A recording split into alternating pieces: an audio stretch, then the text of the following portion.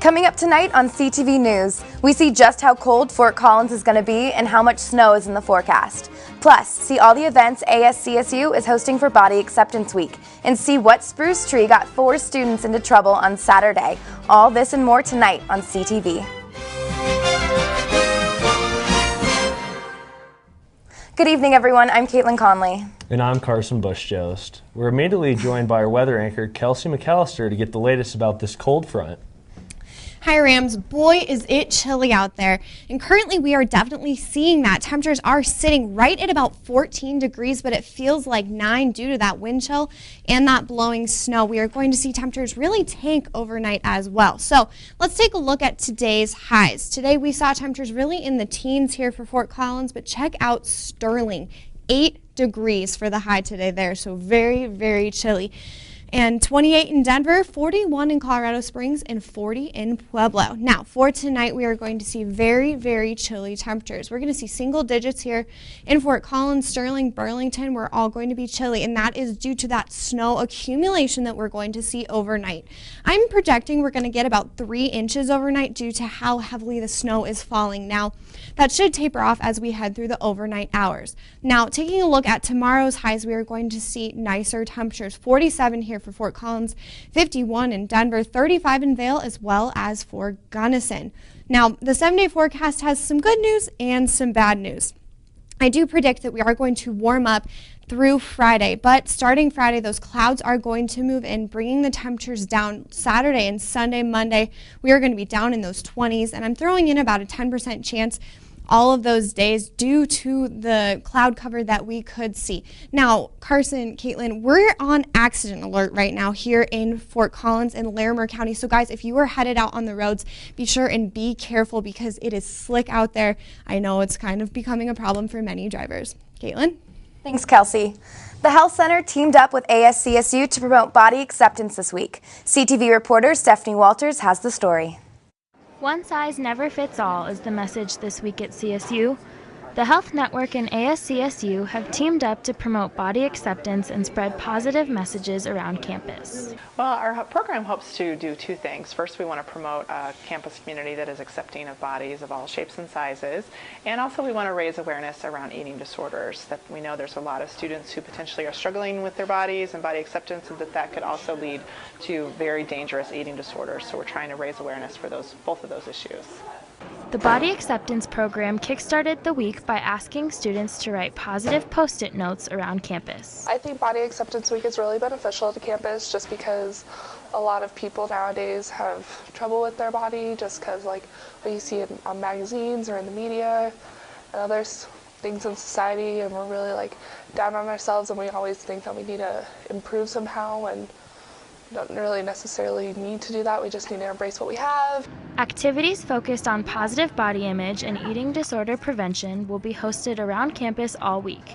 Well, our mission is definitely to get students kind of involved in a sense of community around feeling like they can be proud of themselves, and there's a lot of kind of negative media and negative just kind of societal ideas about what the perfect body is, and that can really have a lot of impact on people's self-esteem, and it's really an unrealistic expectation. So we're just really trying to show that everyone should be proud of themselves, and I think that this will hopefully do that, kind of trying to, like I said, build that sense of community so we can all support each other at CSU.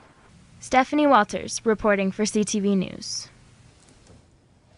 The goal of Body Acceptance Week is to bring awareness to eating disorders as well as give positive reinforcement to those who have faced an eating problem.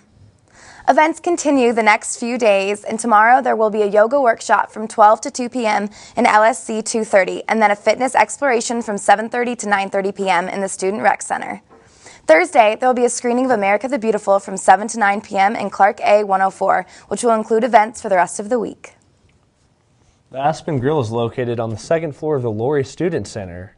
It opened to the public on February 14th, and unlike other restaurants, this one is run completely by CSU students. The Aspen Grill was founded in 2004, and since then, students have played a role in just about every aspect of the restaurant, from choosing dining room decor to menu selections. So we are both a classroom and a restaurant. We do serve real food and we do take real money, which makes us a real operation, but when need be, we will treat things as a classroom in terms of the amount of training that we need and things like that. There are approximately 200 people in the hospitality management program in which the Aspen Grill is offered, and there are about 30 students working at the Aspen Grill every semester. I actually started off I was server 5, and then I went to bartender and then manager, so I was actually, I got the majority of the experience right off the bat, and then after that I'll go back to the kitchen. But for the future, I definitely enjoy this manager experience. The restaurant will serve on average 30 to 35 people per day.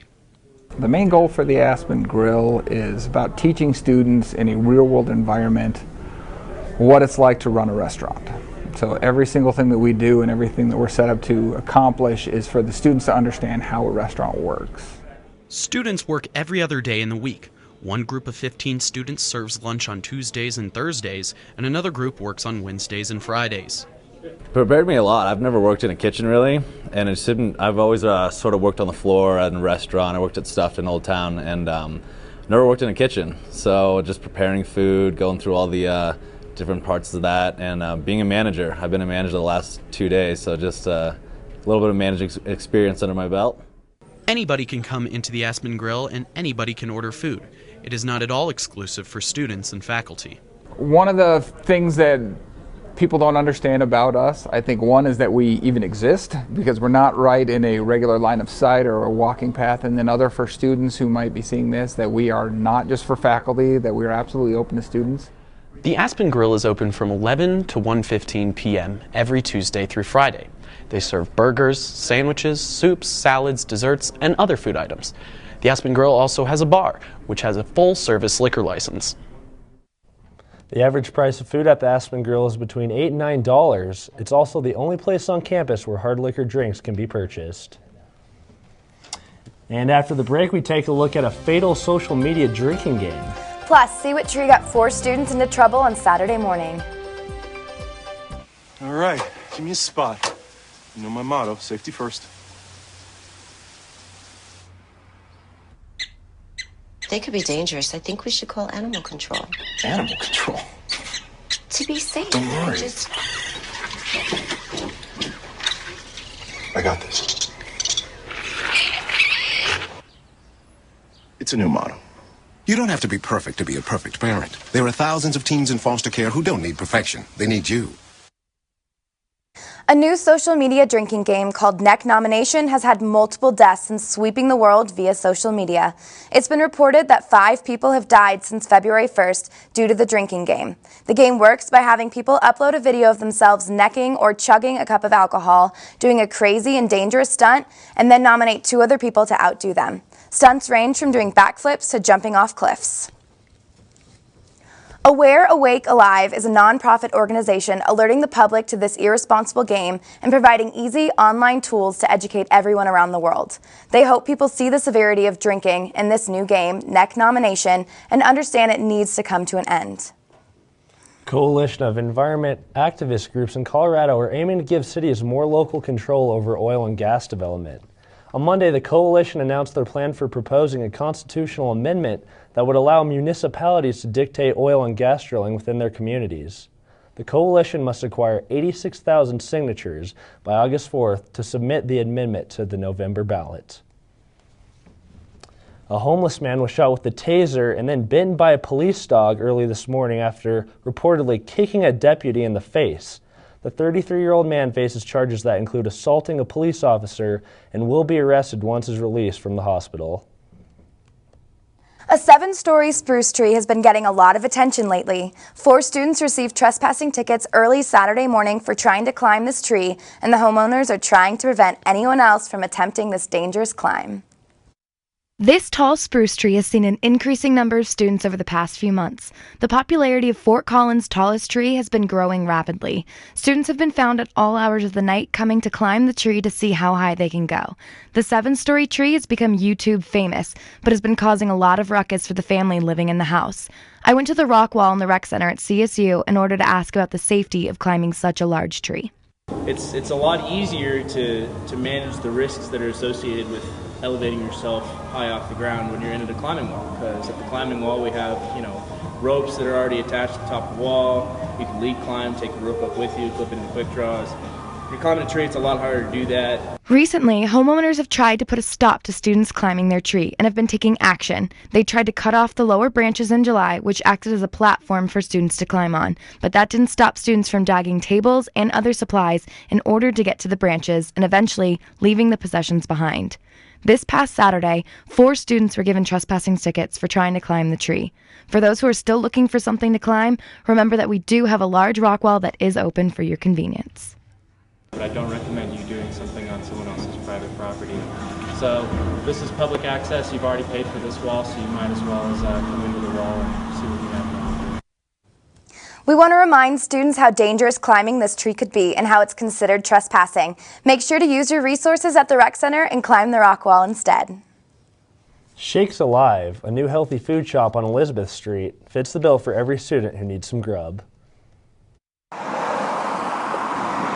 A new place to indulge has opened up right next to CSU's campus.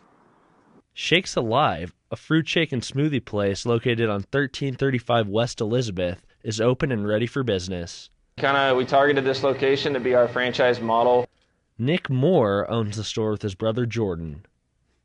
Shakes Alive West Campus opened October 11th due to quite a rush to get some cash flow after we had to shut Estes Park down due to the flooding. Shakes Alive offers a variety of foods for breakfast and lunch that include an array of foods such as smoothies, bagels, sandwiches, and wraps, as well as many health-conscious items. Specialize in kind of healthy alternatives, gluten-free, dairy-free, sugar-free. Specialize in different allergies people may have and allergy awareness, alternative lifestyle awareness. Right now we're 8 a.m. to 8 p.m.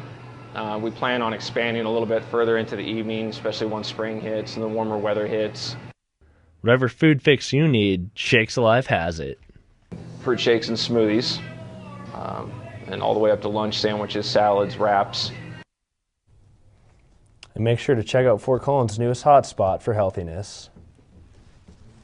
Coming up after the break, we'll be joined by our sports anchor for the latest in sports, specifically the Lady Rams basketball team. Don't go away. Take my hand and start a brand new day. And together as one we'll start to see some change. Underneath everything we are, underneath everything we do, we are all people.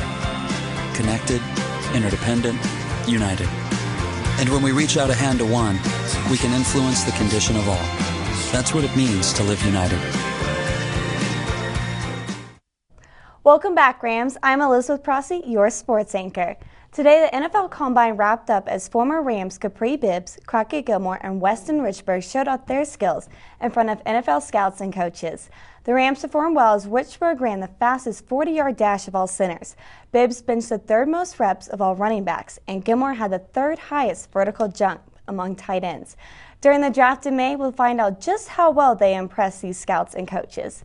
While Richburg was shredding his stuff across the field, the CSU women's basketball team headed north to clinch first place in the Mountain West Conference.